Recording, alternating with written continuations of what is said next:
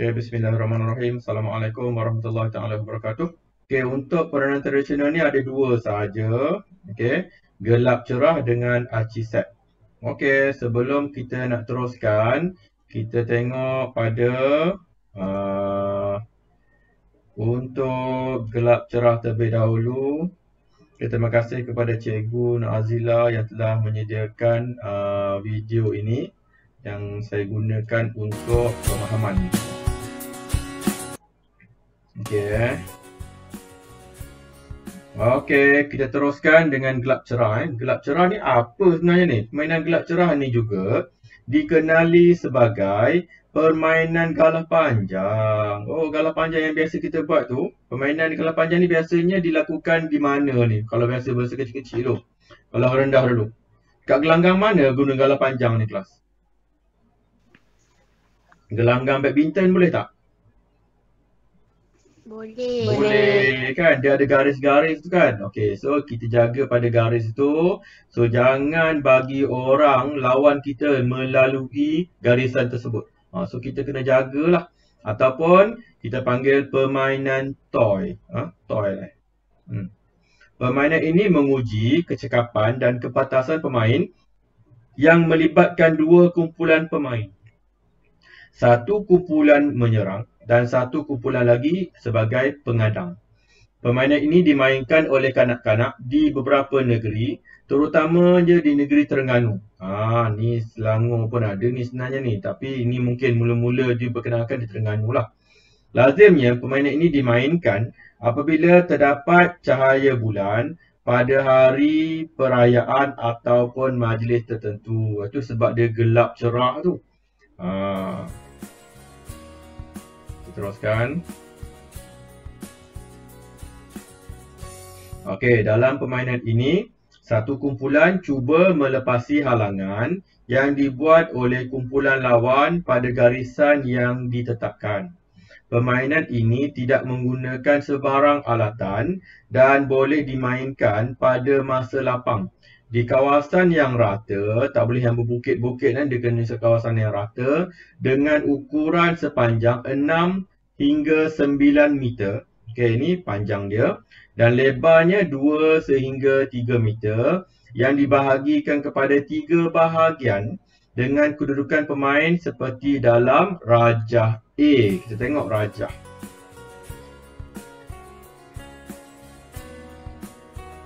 Oh, tak ada pula rajah A nya.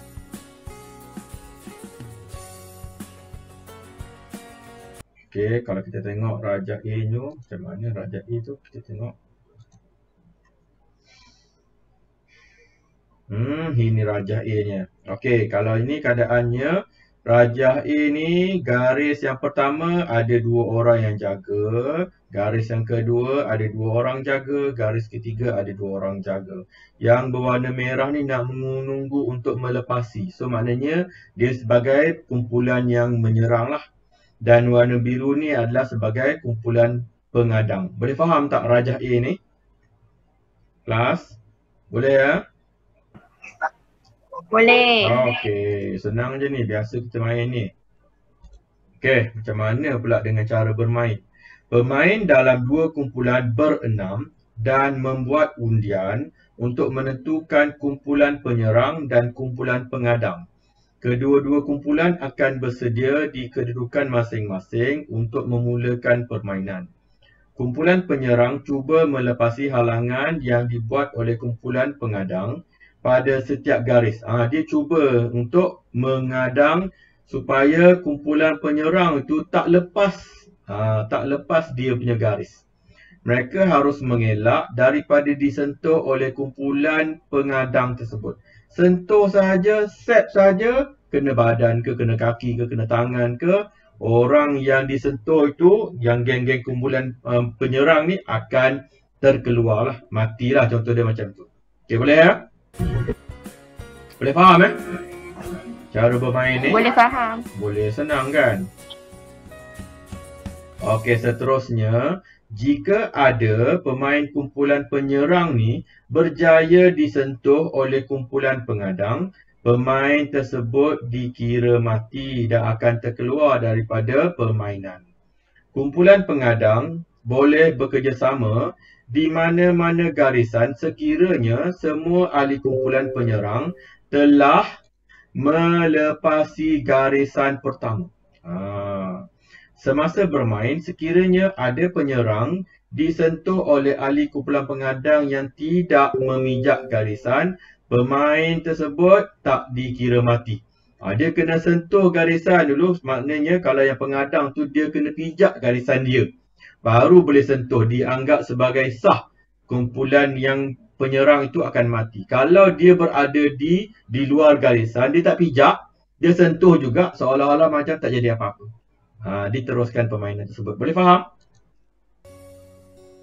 Faham.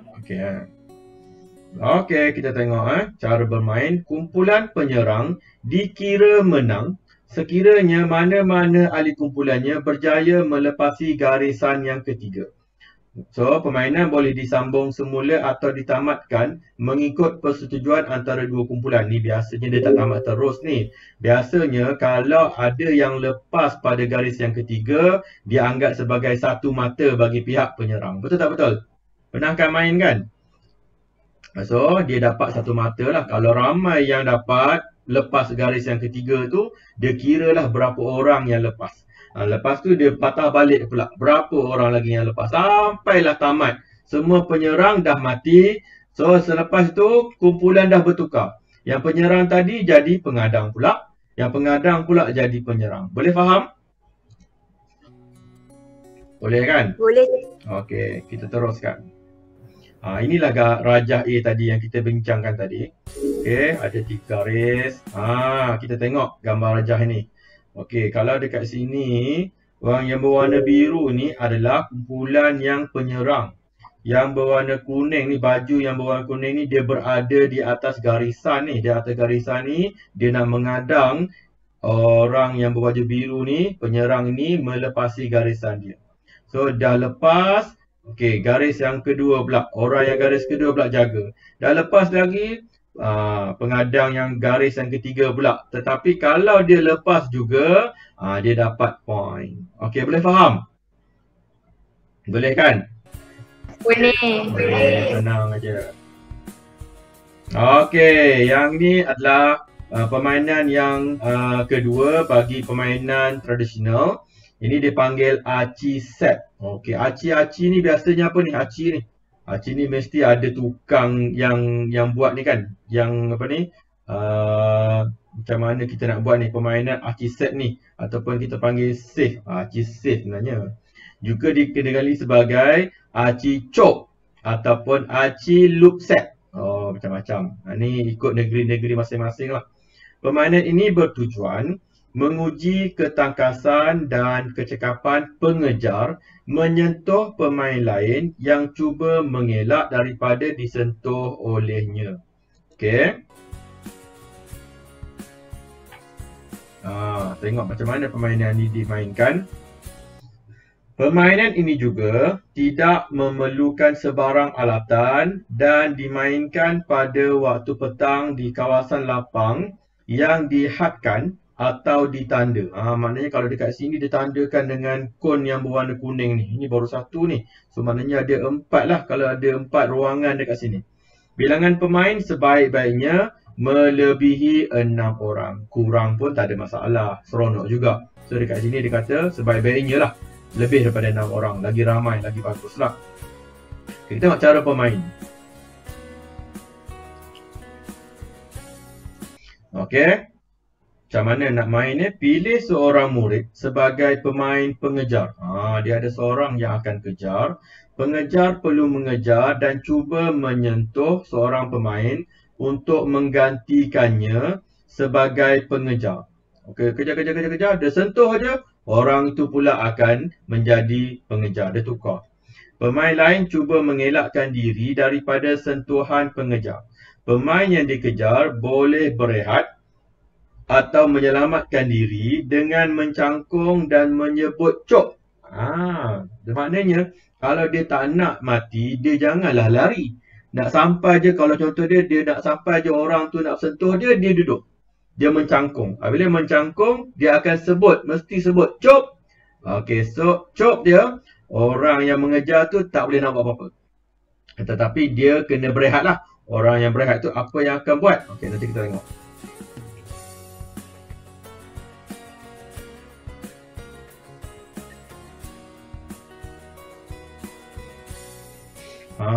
Pemain yang dicop ni tadi, kan dia cop kan, dia duduk kan, dia cangkung kan, dia kata dia cop.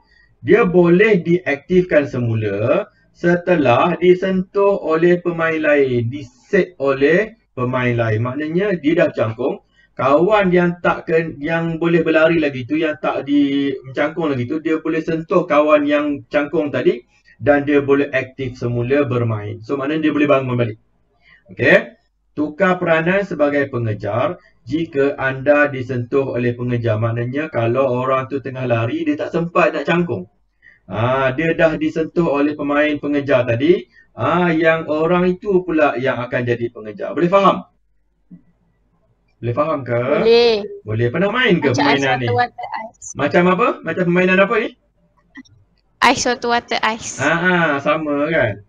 Okay, jika ada semua sikit pemain, lah konsep. sama-sama lah, lebih kurang lah kan. Jika semua pemain telah dicop dan tidak disep, pengejar ni akan membilang 1, 2 dan 3 dan pemain yang terakhir yang berdiri akan menjadi pengejar yang baru. So, kena cepat lah. So, semua dah duduk, semua dah duduk, dah cangkung. So, bila dah semua dah cangkung, pengejar tadi akan kira. 1, 2, 3. Semua bangun. So yang last tu dia pula akan jadi pengejar. Permainan boleh diteruskan atau ditamatkan mengikut persetujuan daripada semua pemain. Okey, setakat ni faham permainan ni dimainkan? Faham. Faham. Okey, dekat sini kita tengok petunjuk ni yang berwarna merah ni ditandakan saja. Dia bukan di atas padang ni, tak. Dia nak menunjukkan orang ini sebagai pengejar. Dia cuba kejar kawan ni. Kawan ni, saya boleh membantu kawan saya dengan mengalih perhatian pengejar. Dia akan lari, cuba lari. Okey. Lepas tu cikgu dia kata hati-hati semasa kamu berlari. Ni cikgu ni akan melihat jaga keselamatan. Pemain cop. Pemain cop ni pemain yang telah dia cangkung terlebih dahulu baru dikejar. So dia maknanya dia diaktifkan lah. Dia kena duduk lah. Macam mana nak aktifkan balik orang ni? Kelas? Kena di-sep kan? Orang yang bangun itu, yang belum lagi kena sep tu, dia boleh sep. Sep baru yang ini boleh aktif semula. Okey, boleh faham? Boleh kan? Okey, tamat sudah video kita hari ini.